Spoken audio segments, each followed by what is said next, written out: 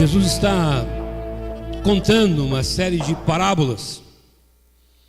Uma parábola é uma história, é um conto que tem um propósito moral em nos ensinar verdades morais e espirituais.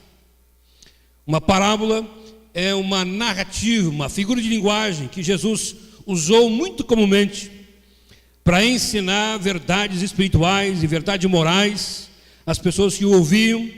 E apesar de não ser nenhum filósofo e nenhum teólogo formalmente dito ou reconhecido, Jesus estava muito acima dos filósofos e dos teólogos e nos ensinou muitas coisas através de parábolas.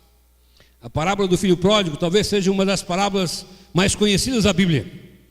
Até pessoas que não conhecem a Bíblia, que não têm intimidade com a Bíblia, já ouviram falar no filho pródigo. Certamente você também já ouviu falar da história do filho pródigo. E essa história que nós vamos ler hoje à noite. Então acompanhe na sua Bíblia, Lucas capítulo 15, a partir do verso 11. A Bíblia diz assim: um certo homem tinha 2 filhos. O mais moço deles disse ao pai: Pai, da minha parte da fazenda que me pertence.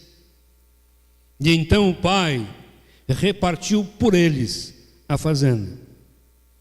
E poucos dias depois, o filho mais novo, ajuntando tudo, partiu para uma terra longínqua e ali desperdiçou toda a sua fazenda, vivendo dissolutamente. E havendo ele gasto tudo, houve naquela terra uma grande fome e começou a padecer necessidades. E foi e chegou-se a um dos cidadãos daquela cidade, o qual o mandou para os seus campos a apacentar porcos. E então desejava comer, encher o estômago com as bolotas ou aquilo que os porcos comiam, e ninguém lhes dava nada.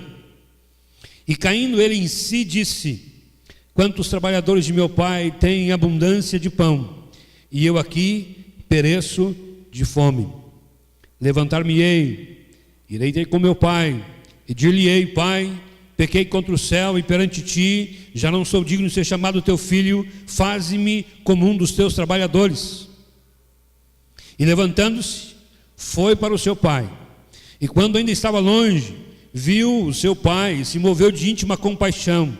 E correndo, lançou-se-lhe ao pescoço e o beijou. E o filho lhe disse: Pai, pequei contra os céus e perante ti, e já não sou digno de ser chamado teu filho.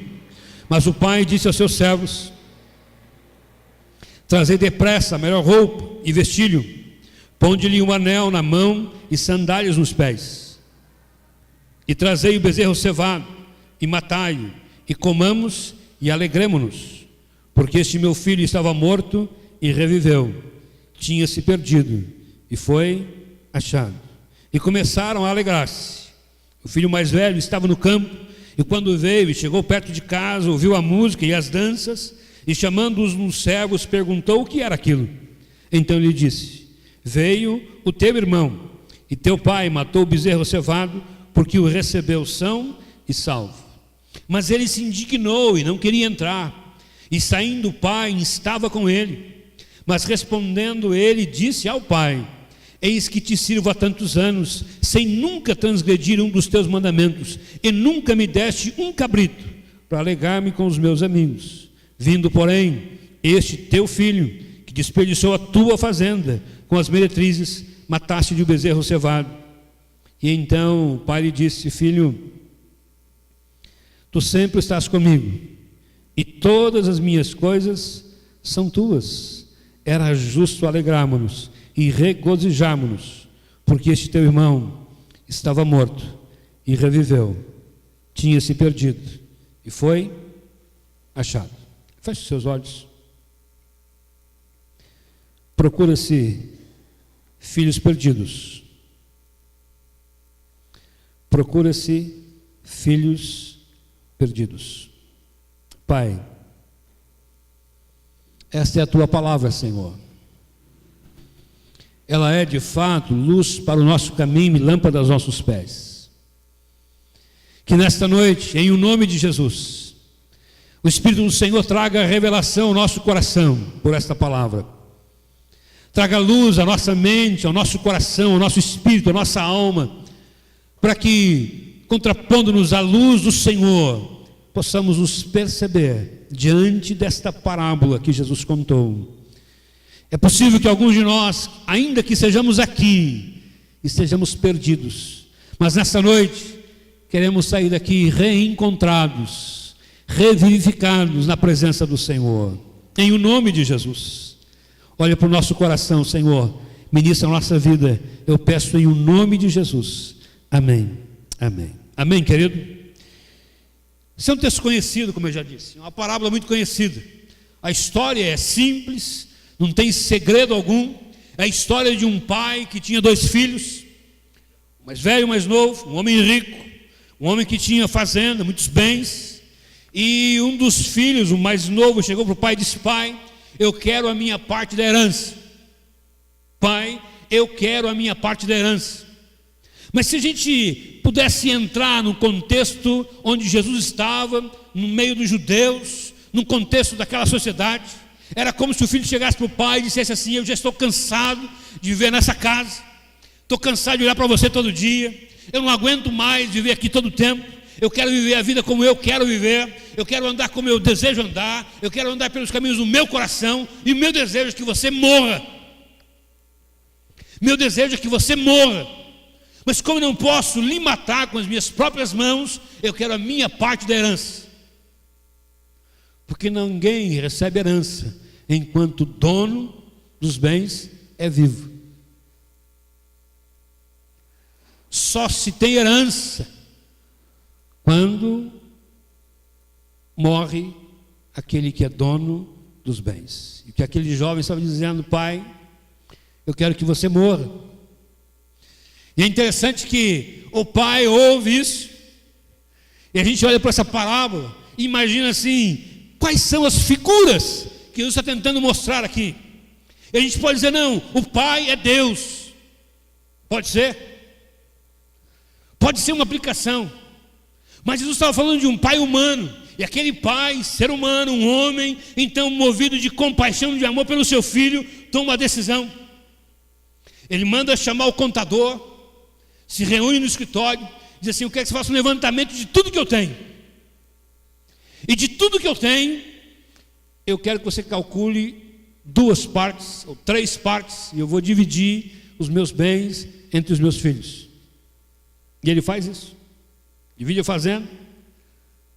O filho mais novo pega a sua parte da herança, vende, transforma em dinheiro, e a Bíblia diz que dias depois ele sai de casa, vai para uma terra longínqua, e aí começa a viver, o texto diz, dissolutamente, de maneira irresponsável. E agora ele começa a gastar, e é um jovem, cheio de grana, chega numa cidade grande, tem muita coisa boa para fazer, tem muita diversão, muita música boa, muita galera boa, muita gente para fazer amizade, muita gente para noitadas, muita gente para festas, muita gente para participar daquilo que ele tinha, e a verdade é que ele desperdiçou tudo que tinha rapidamente. E a Bíblia diz que já houve um tempo, e que quando ele já não tinha mais nada, houve naquela terra uma grande fome, e ele começou a passar fome. Eu fico imaginando que ele deve ter procurado os seus amigos, em cada porta que ele ia, ele recebia: não tenho ajuda para você, não tenho nada para você. Finalmente ele procura um fazendeiro daquela terra, e ele diz: olha, eu não tenho nada, o que eu tenho aqui é um espaço para um pastor de porcos. Se você quiser apacentar os porcos na fazenda, eu tenho espaço. E ele vai. E a Bíblia diz que ele desejou comer as vagens, as bolotas que os porcos comiam, porque ninguém lhe dava nada. Mas como acontece com muitos de nós, graças a Deus, aquele rapaz, Isabílio, caiu em si. caiu em si. Ele cai em si e diz o seguinte: eu estou aqui morrendo de fome e estou lembrando da casa do meu pai, a fartura na fazenda do meu pai, na casa do meu pai até os empregados comem muito melhor do que eu estou comendo aqui. Eu vou voltar para casa. E ele prepara um discurso e diz: quando eu chegar em casa eu vou dizer: pai, pequei contra os céus e perante ti, eu não sou digno de ser chamado teu filho, me ajuda, eu estou de volta, quero apenas ser um dos teus trabalhadores. E ele faz exatamente isso. O pai o recebe, há uma festa em casa. O pai diz: meu filho, que bom que você chegou, nós vamos agora matar um bezerro cevado, vamos fazer uma festa. Mandou trazer um anel, dizendo: agora eu estou restituindo de novo a sua posição de filho nessa casa. Aqui você não é um servo comum, você é autoridade, você é meu filho. E aí é uma festa, mas de repente vem chegando o filho mais velho, que também já havia recebido a sua parte da herança, mas ficaram em casa, ficou com o pai, não saiu de casa. Houve a festa, começa a instar: o que está acontecendo aí? É o teu irmão voltou. E o pai vem e ele começa a dizer: o que é isso? Esse moleque saiu de casa, gastou tudo que você tinha, pegou a fazenda, desperdiçou com as meretrizes, e agora ele volta para casa e você o recebe. E o pai então diz a frase que de um lado e de outro lado, seja você o filho mais novo, ou seja você o filho mais velho, a frase vale para mim e para você. E o pai diz assim: era justo nos alegrarmos, porque este teu irmão estava morto e reviveu, havia se perdido e foi achado. Querido, Deus continua à procura de filhos perdidos. Há muitas lições que a gente podia aprender nessa parábola, mas há uma que você e eu não podemos sair daqui sem ter firme no nosso coração, na nossa mente. Eu quero, usando essa frase, compartilhar com você algumas verdades desse texto. E a grande verdade desta parábola é esta: você precisa do Pai. Você pode repetir comigo essa frase? Vamos lá? Você precisa do Pai. Vire para a pessoa perto de você, diga isso a ela: você precisa do Pai. Você precisa do Pai. Você precisa do Pai. Pastor, mas eu olho para essa parábola e eu não sou o filho mais novo, eu não fugi de casa, eu não desperdicei nada. Talvez você seja o filho mais velho. Ainda assim, você precisa do Pai. Você precisa do Pai. E quando esse texto vai nos narrar algumas coisas objetivas, outras subjetivas, que eu preciso aprender, que eu preciso do Pai. Hoje à noite, meu desejo é que você tenha o seu coração cheio dessa convicção: eu preciso do Pai. Eu preciso do Pai. Você precisa do Pai. A primeira verdade que esse texto me ensina é que você precisa do Pai, mesmo quando tudo estiver bem na sua vida. Quando é que você precisa do Pai? Quando tudo estiver bem na sua vida, você ainda precisa do Pai. Sabe por quê, querido? Porque o Pai é aquele que nos sustenta, nos dirige, nos orienta, guia a nossa vida. A gente tem a impressão de que nós vamos passar por essa vida incógnito, sem problemas, sem adversidade, se a gente estiver nas mãos de Deus. Não é verdade? Ainda que sejamos na presença do Pai, enfrentamos lutas, dificuldades e problemas.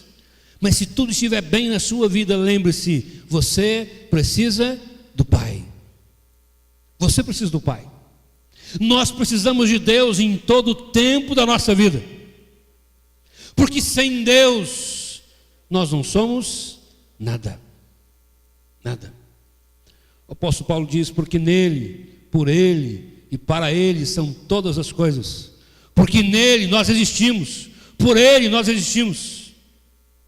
Essa é uma noite quente, mas faça comigo um exercício assim: feche seus olhos e inspire profundamente.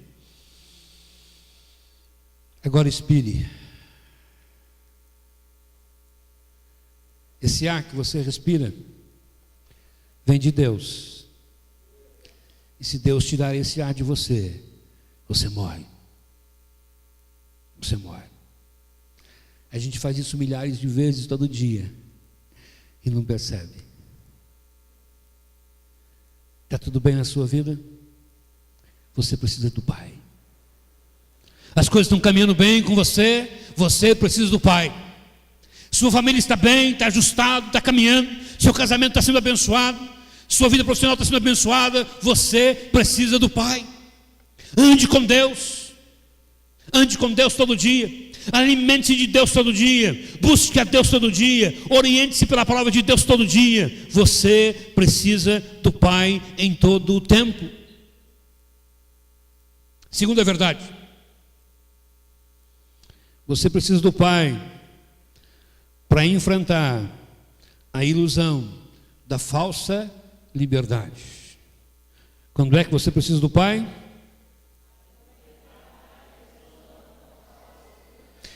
O que havia no coração daquele rapaz, o que há no coração da maioria dos rapazes. Deixa eu fazer uma pergunta aqui. As mamães fechem os olhos, por favor, para não ficar constrangida, né? Mas quantos aqui dos meninos, rapazes e homens, um dia já disseram assim consigo mesmo: um dia eu saio dessa casa e me livro dessa velha chata que é a minha mãe.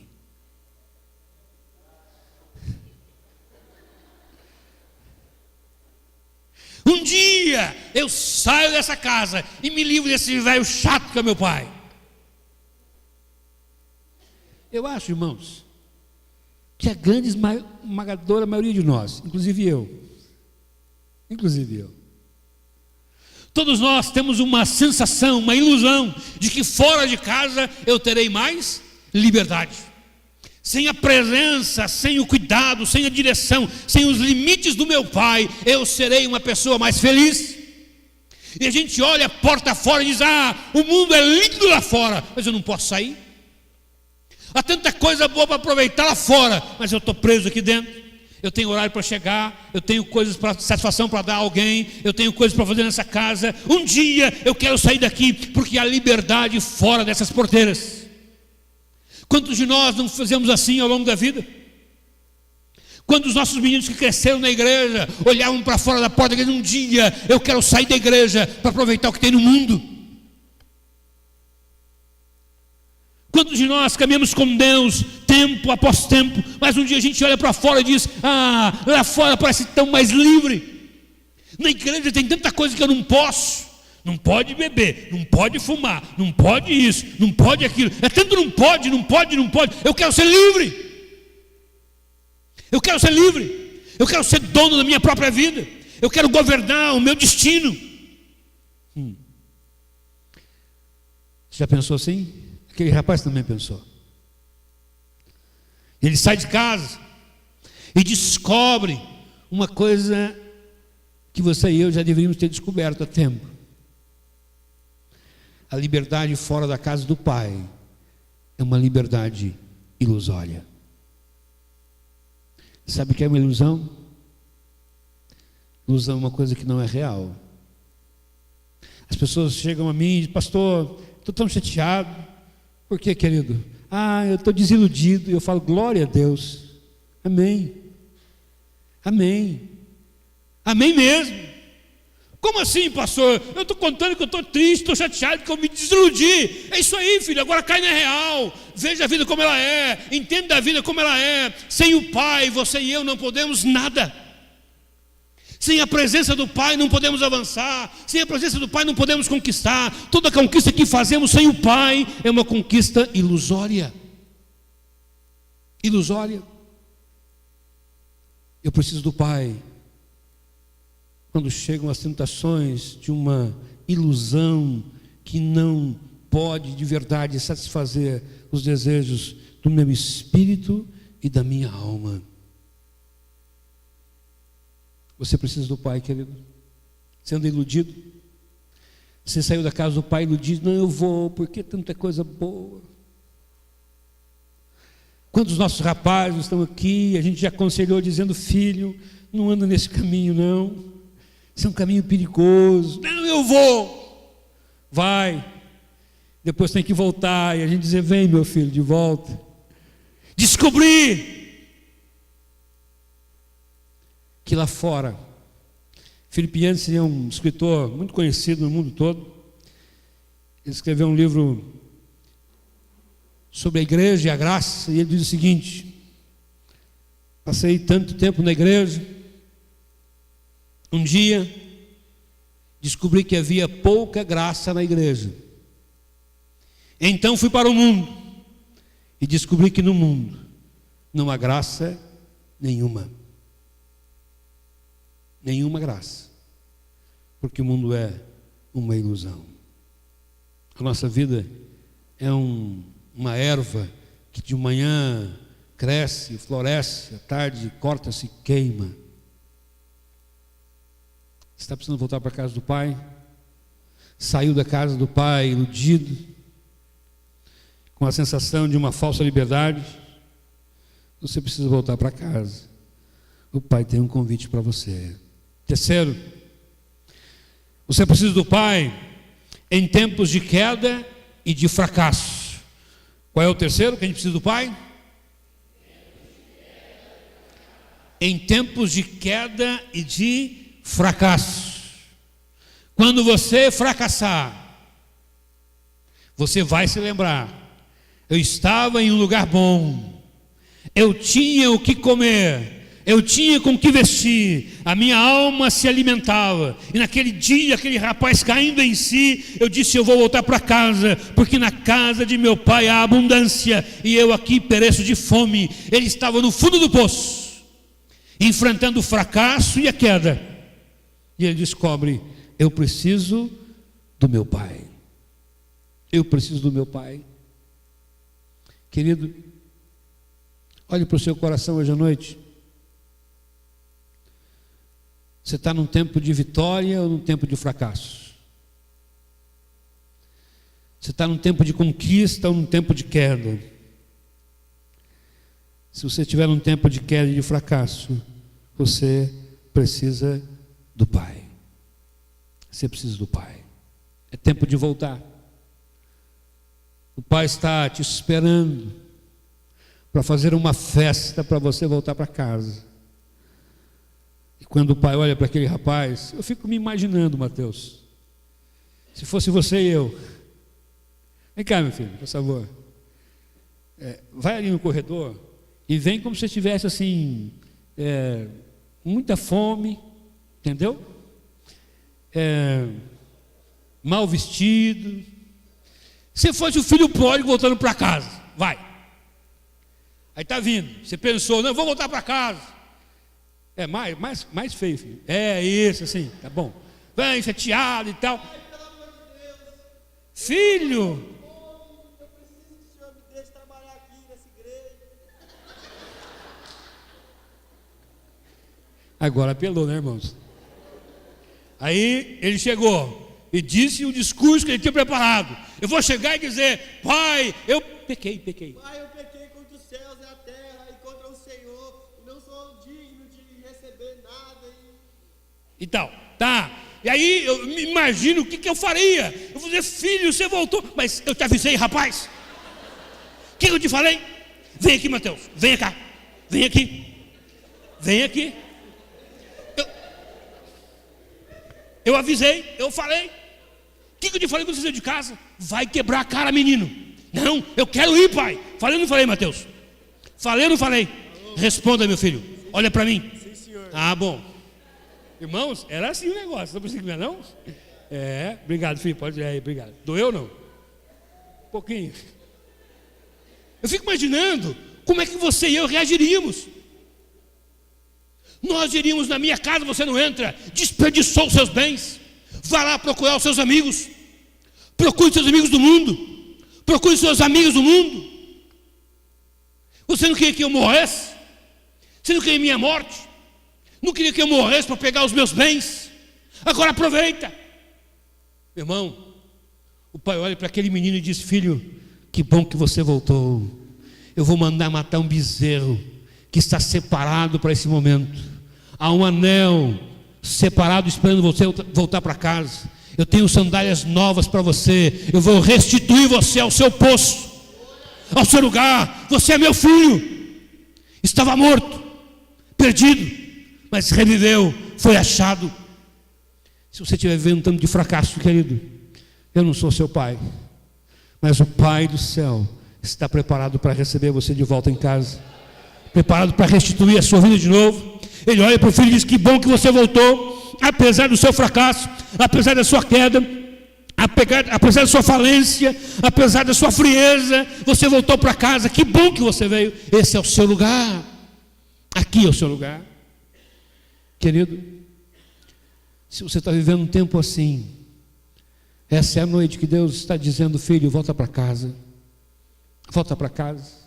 Você andou por aí, desperdiçou a vida, desperdiçou o corpo, desperdiçou o talento, desperdiçou dons, desperdiçou a sua energia, desperdiçou coisas da sua mente. Mas o Pai está aqui te esperando. Eu vou restituir a sua vida. Ô meu irmão, quantos de nós não tínhamos chamado, dons, talentos? Quantos de nós não caminhávamos bem com o Senhor, mas porque nos iludimos ou nos desiludimos, nos afastamos, fugimos, fomos embora, e Deus está dizendo: filho, volta para casa, apesar da sua queda, do seu fracasso, volta para casa. Quarto, sabe quando é que eu preciso voltar para casa? Eu preciso lembrar que eu preciso do Pai. Eu preciso do Pai quando o meu coração estiver cheio de rancor e de mágoa. Quando é que eu preciso do Pai?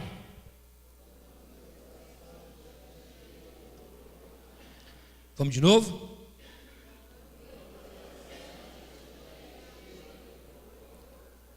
Essa repetição foi só para tomar uma aguinha, dar um tempinho. Olha só, querido, olhe para o coração do filho mais velho. Ele ficou feliz com a volta do irmão, sim ou não? O que tinha no coração daquele rapaz? Mágoa, rancor. Irmãos, eu não sei quantos anos esse menino ficou fora de casa, a Bíblia não diz, mas tempo suficiente para gastar uma fazenda. Vamos imaginar aí que você, da sua parte da herança, você recebesse 1,5 milhão. Para começar, a gente iria para São Paulo, pegar um avião para Nova York, Los Angeles, Disney, depois, sei lá, Havaí, Austrália, o que mais? Onde você ia?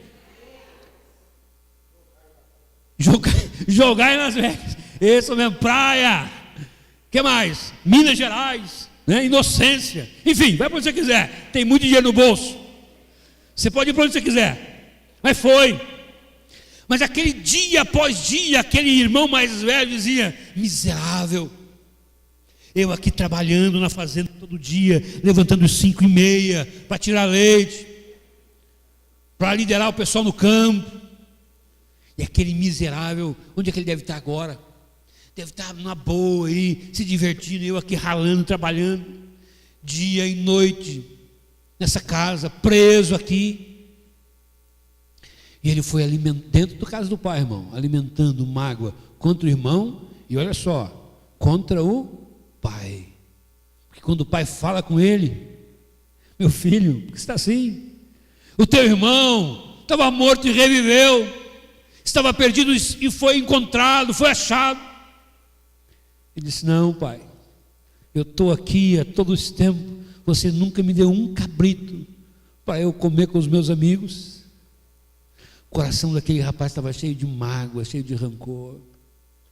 Quantos de nós não saímos de casa? Quantos de nós não fomos ao mundo? Ficamos aqui, mas o nosso coração está cheio de mágoa, cheio de rancor. Deus, por que pessoa tal fez e aprontou pela vida e agora voltou, parece estar sendo mais abençoado do que eu? Deus, como é que pode? Faz e apronta, peca, se afasta do Senhor, faz o que quer, e quando volta, parece que um céu se abre sobre ele, e a bênção chega, e eu estou aqui todo dia, ajudo, venho no mutirão, abro a igreja, fecho a igreja, lavo cadeira, limpo o ventilador, toco no louvor, canto, ajudo na igreja, faz de tudo, e a bênção não chega. E o pai está olhando para você e dizer: filho, teu coração está cheio de mágoa, alegre-se. Tudo que é meu é teu. Tudo que é meu é teu. Você queria um cabrito, não, você tem um rebanho de cabritos à sua disposição. É que você nunca soube aproveitar a casa do Pai. Você está aqui dentro, mas não sabe aproveitar o Pai. Você está aqui todo dia, mas não sabe aproveitar o Pai que tem, a fazenda que tem, os bens que tem. Filho, vença o rancor, a mágoa do seu coração e comece a viver e a desfrutar da casa do Pai onde você está. Oh, querido, quantos de nós não vivemos assim na igreja? Quantos de nós não nos assentamos e dizemos, é meu lugar, todo domingo eu estou aqui nessa igreja? E tem irmão, Betinho, que o lugar é marcado mesmo. Tinha um irmão numa igreja que eu era pastor, a pessoa se no lugar dele, ficava do lado, a cadeira do lado, ele em pé. Quando a pessoa disfarçar, irmão, meu lugar aí. Todo dia eu sento aqui, nesse lugar. A gente está aqui, mas o nosso coração está cheio de rancor e de mágoa, e não podemos aproveitar os benefícios, nem da presença e nem da casa do Pai. Se você está assim hoje, querido, o Pai está te chamando de volta. Está dizendo, filho, volta para casa. Rompa com o rancor e a mágoa e comece a desfrutar de tudo que o Pai tem. O que é meu é teu, diz o Pai. É teu, é teu, é teu. Rompa isso em nome de Jesus. Finalmente, a quinta lição que eu posso extrair dessa história, dessa parábola. Eu preciso do Pai quando a alegria do Espírito Santo se esfriar no meu coração. Quando é que eu preciso do Pai? Se esfriar. Davi, quando pecou, ele disse, Senhor, eu me sinto morrendo, os meus ossos se secaram, a minha carne se esfalece dentro de mim, o meu espírito se esvai.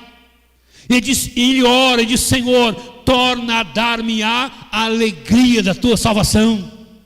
Oh, meu querido, em nome de Jesus, faça uma avaliação rápida no seu coração. Quando você celebra a Deus, a alegria do Espírito em você, e preste atenção, eu não estou falando de estereótipo, eu não estou falando da maneira como a gente se expressa, estou falando do seu espírito, a alegria do Espírito. Um dia eu estava em casa, muito chateado, meio deprimido, e aí um dos meninos chegou e disse, pai, você está triste? Eu falei, estou, filho. Você está muito chateado? Eu falei, estou. Você está meio deprimido? Estou. Por quê? Por tudo isso aí. Não fica assim não. Você não tem fé? Aí eu olhei para ele e disse assim, olha aqui para mim, olha aqui no meu olho, deixa eu te falar uma coisa, nada vai abalar a minha fé, porque a minha fé não está em circunstâncias. Se eu tenho, Ele é o meu Senhor. Se eu não tenho, Ele é o meu Senhor. Se tudo vai bem, Ele é o meu Pai. Se tudo vai mal, Ele é o meu Pai. E ainda que os meus olhos derramem lágrimas e a minha alma esteja triste, a alegria do Espírito nunca se acaba no coração daquele que anda com o Pai. Querido, quando você adora, ainda que você esteja enfrentando grandes lutas, o seu espírito se alegra em Deus. É isso que Abacuque diz. No final do seu livro, ele diz assim, ainda que a figueira não floresça, e nem haja vide nos ramos, ainda que falte o gado no pasto, ainda que a malhada não esteja mais lá, ainda que tudo se perca, todavia eu me alegrarei no Senhor e exultarei no Deus da minha salvação. Ele é o meu refúgio. Ele é. Oh, querido,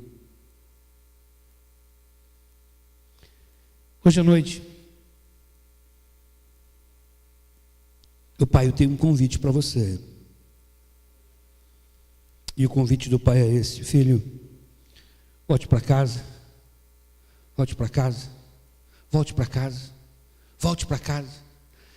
A casa do Pai é o seu lugar.